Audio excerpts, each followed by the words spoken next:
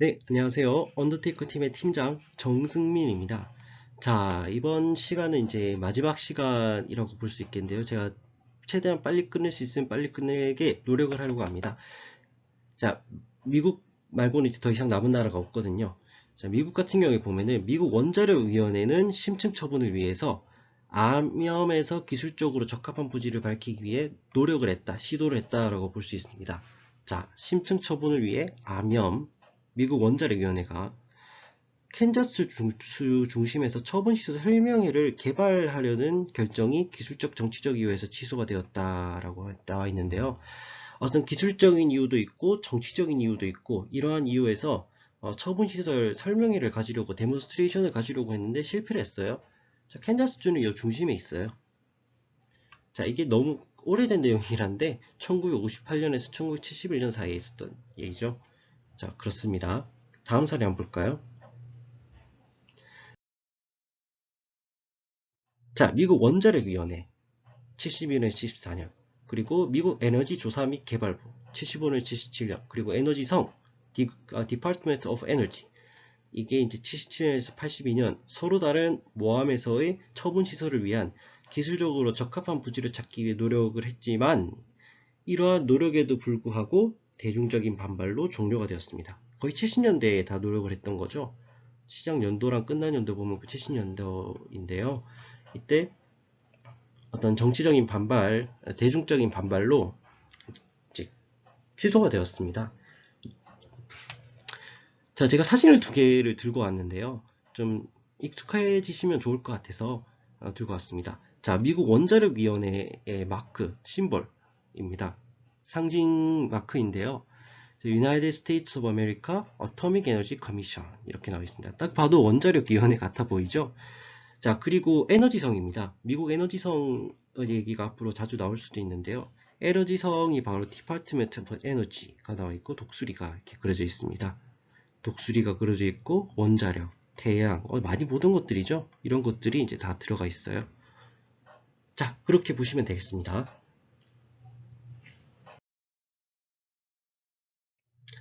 자, 방사성 폐기물 정책법에 명시된 대로 에너지성, 에너지성은 세 종류의 다른 모함에서 심층 처분을 할 수 있게 9개 잠재적으로 받아들일 수 있는, 그러니까 사용 가능한 부지를 찾아냈다는 얘기예요. 사용 가능한 부지를 9개를 찾아냈다.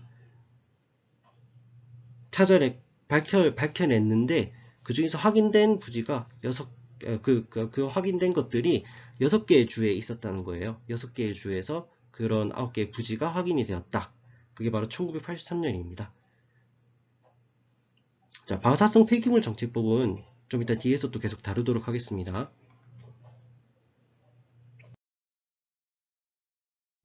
자, 방사성 폐기물 정책법에 명시된 대로 에너지성은 5개의 부지를 심층 처분을 위한 그들의 기술적 적합성으로 특성 분석이 가능하다고 지명함. 그래서 5개의 주에서 부지가 확인이 되었다. 이렇게 나와 있습니다. 자, 특성 분석. 말 그대로 이제 그 characterization이라고 이제 영어로 되어 있는데 특징을 해석을 하는 거죠. 그런 어떤 특징, 특성 이런 것들을 부지에 대한 특징, 특성을 해석을 해야지 제대로 된 정확한 안전하고 그리고 적합한 설계를 할 수 있다는 얘기죠. 처분시설을 설계를 할 수 있다는 얘기죠. 그래서 에너지성은 5개의 부지를 심층 처분을 위한 그들의 기술적 적합성으로 특성 우승이 가능하다고 지명을 했다. 이렇게 나와 있죠. 5개의 주에서 부지가 확인이 되었다.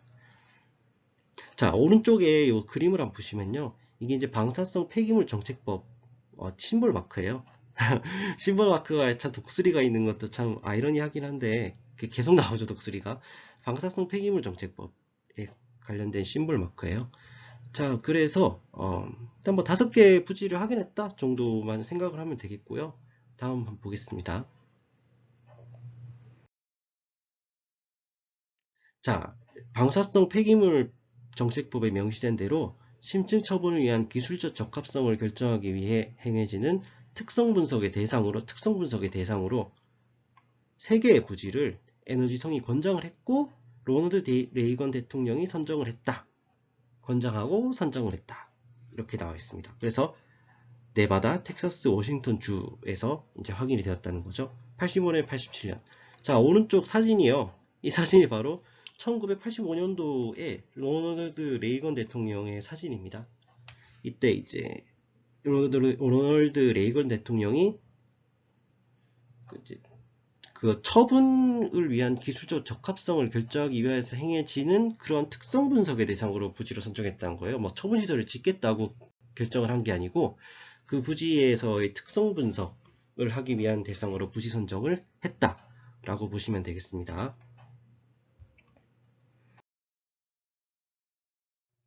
자, 그 다음에 이제 방사성 폐기물 정책법 개정안이 있어요. 이제 좀 바뀌었다는 거죠. 개정됐다는 거죠. 개정안이 통과되면서 부지 특성 분석이 네바다 육하산으로 한정되었다. 앞서 얘기한 거랑 좀 얘기가 좀 달리 가죠. 앞서 얘기한 데서는 세 개가 네바다, 텍사스 뭐 이런 식으로 세 개가 갔는데 이제 개정안이 통과가 되면서 네바다의 이제 육하산으로만 한정이 됐어요. 미 의회는 이 부지를 처분 시설로 개발할 것을 승인했다. 자, 미국 의회가 처분 시설로 개발할 것을 승인했지만 지금은 심층 처분 시설로서의 육하산의 부지 개발은 불확실해졌습니다. 지금 어떤 정치적 사회적인 이유에서겠죠. 그래서 테스트 사이트로만 남은 거죠. 우측에 보시면은 그런 상태입니다. 자, 네바다 육하산의 위치를 같이 한번 살펴볼 텐데요. 자, 네바다 육하산이 어디에 있냐? 이 지금 이쪽이 이제 미국 지도예요. 뭐 정확히 말하면은 북미 캐나다까지 지금 포함되어 있는 상태인데, 자, 미국의 요쪽 좌측 하단 쪽에 보시면은 유카 마운틴, 뉴클리어 웨이스트 리포지터리 나와 있죠. 자, 유카산, 이쪽을 좀 더 확대시켜 보겠습니다.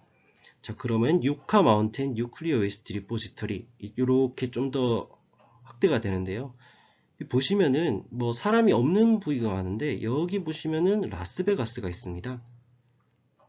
조금 곤란하죠. 예, 사람이 사는 동네가 주변에 있어요. 뭐 이런 데도 이렇게 근처에도 여러 군데 있는데 일단 가장 가까운 데를 제가 찾은 데 라스베가스예요. 라스베가스 사람들이 반발을 하지 않을까 그런 생각은 하고 있습니다. 네. 네, 자, 미국을 계속 이어서 볼 건데요. 자, 방사성 폐기물 정책법에 명시된 대로 에너지성은 두 번째 심층 처분을 위해 화강암으로 구성된 부지를 찾기 위해 노력했습니다. 자, 화강암이라는 거를 같이 한번 볼까요? 자주 보셨을 거예요. 화강암 같은 경우에는 그 그릇이나 이런 것도 받침대 뭐 이런 것도 화강암으로 된 게 있고요. 뭐 타일, 벽 이런 것도 화강암으로 된 걸 자주 한번 보셨을 거예요. 자, 미국에서 이제 화강암을 이제 채취하는 뭐 그런 모습을 나타내고 있는데요. 화강암으로 구성된 부지를 찾기 위해 노력을 했다. 하지만 어떤 일이 일어났냐? 17개의 주에서 잠재적 부지들이 제한이 되었지만 프로젝트는 두 번째 처분 시설이 필요하지 않기 때문에 종료되었다. 두 번째 처분 시설이 필요하지 않기 때문이라는 이유로 종료가 되었다라고 설명이 되어 있습니다.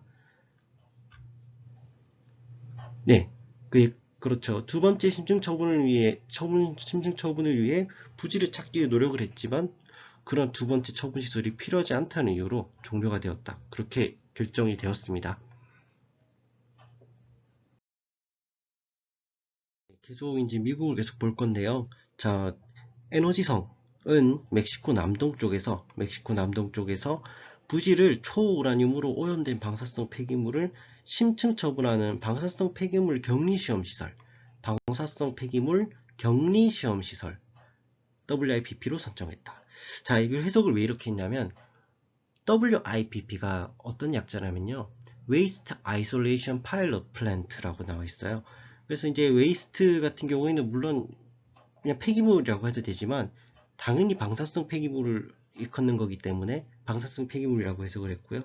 아이솔레이션 당연히 격리고 파일럿은 시험이라고 해석하시는 게 좋을 것 같습니다. 그리고 플랜트는 발전소도 되지만 시설이라는 뜻도 있고요. 그래서 격리시험 시설로 선정을 했습니다. 자, 1998년 환경성은 EPA는 WIPP가 적용 가능한 모든 연방 폐기물 처분 규정들을 준수한다고 인증을 했다. Certified. 인정을 했다라고도 볼 수 있죠. 그래서 지금 이제 계속 설계가 되고 있는데요. 보시면은 오른쪽 사진을 한번 같이 한번 보실까요? 자, 이게 피트로 나와 있어요. 이게 이제 우리나라 같은 경우에 미터를 쓰는데, 미국 같은 경우에는 피트 단위를 써서 좀 헷갈릴 수가 있어요. 하지만 30.48cm 정도 된다고 생각을 했을 때, 한 3분의 1 정도 해서 미터를 넣으면 될 것 같아요. 그래서 2150피트 정도 되면 한 700m 정도? 그 정도 되겠죠? 예. 그리고, 이제 보시면은 이런 기준들이 있고요. 이런 깊이에 대한 기준도 있고, 각 방은 13피트 높이에 33피트의 어떤 너비를 가지고 300피트 정도로 길어야 되고, 뭐 이런 식으로 쭉쭉쭉 기준이 나와 있습니다. 자, 이런 기준들에 따라서 이제 설계를 하겠죠. 방패장 설계를. 처분 시설은 오랫동안 보존할 수 있어야 되기 때문에 아주 튼튼하게 설계를 해야 되겠죠. 그래서 뭐 여기도 보면은 샐러드 포메이션 솔트 베드 그 이제 이게 이제 암석층이죠. 이제 아까 말씀드렸다시피 모암이라는 말을 쓴다고 했잖아요. 모암. 아주 깊은 데다가 묻기 때문에 이러한 단단한 암석층이 있어요. 근데 형성되었다. 이게 100만이니까 1000만, 2억 2500만 년 전에 형성이 된 이제 암석층, 암염층이라고 볼 수 있겠죠. 솔트 베드스니까 암염층에 이제 이렇게 설계를 하는 거죠. 그래서 아주 오랜 시간 동안 보존이 될 수 있게끔 그렇게 처분을 한다고 볼 수 있겠습니다.